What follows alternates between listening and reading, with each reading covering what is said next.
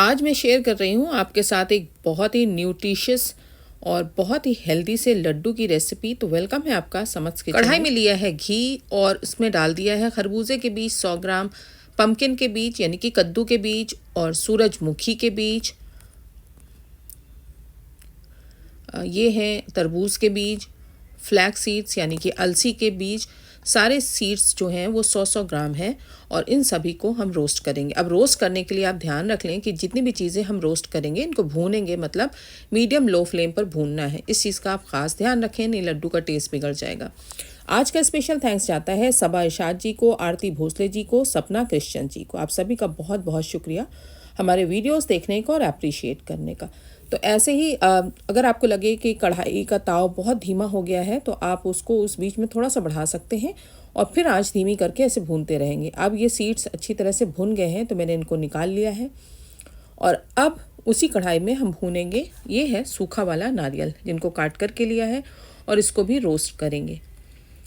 तो आप चाहें तो इसमें भी थोड़ा घी डाल देते हैं, अदरवाइज़ ये खुद ही काफ़ी इसमें मतलब फैट्स होते हैं तो जो रिलीज़ होंगे ड्राई होने पर, रोस्ट होने पर, ड्राई रोस्ट होने पर। तो इसको ऐसे ही भूनेंगे और जब आप देखेंगे कुछ ऐसा गोल्डन सा कलर आ गया है हल्का, तब हम इनको भी निकाल लेंगे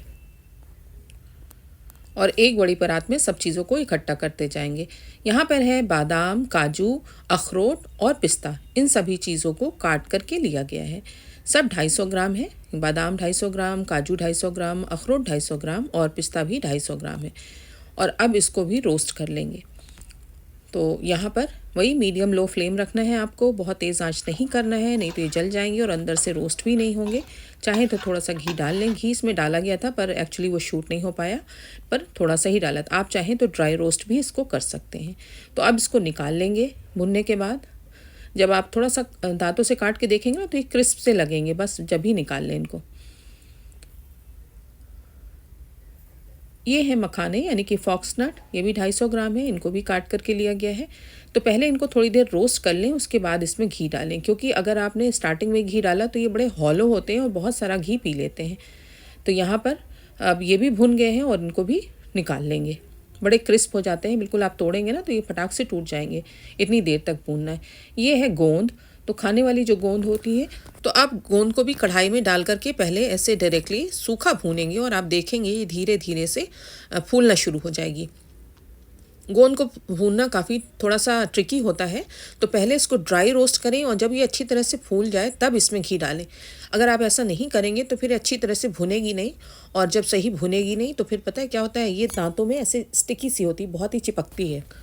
आँच को आपको धीमा ही रखना है, इस चीज़ का ज़रूर ध्यान रखें, अदरवाइज़ ये सारी मेहनत पे आँच फिर जाएगी।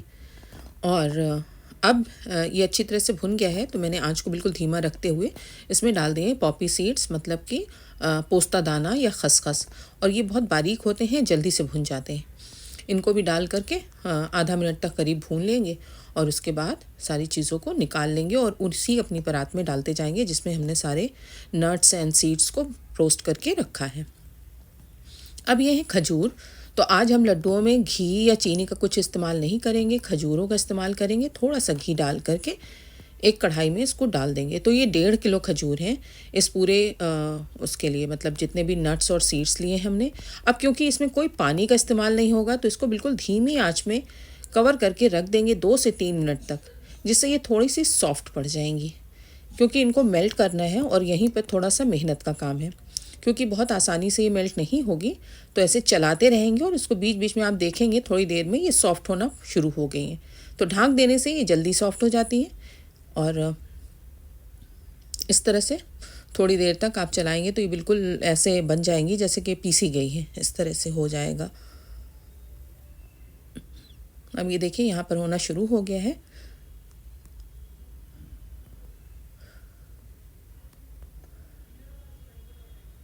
और यह पूरी तरह से यहाँ पर ऐसे मेल्ट सी हो गई हैं। और अब सारे नट्स और सीड्स को मिक्स कर देंगे अच्छी तरह से।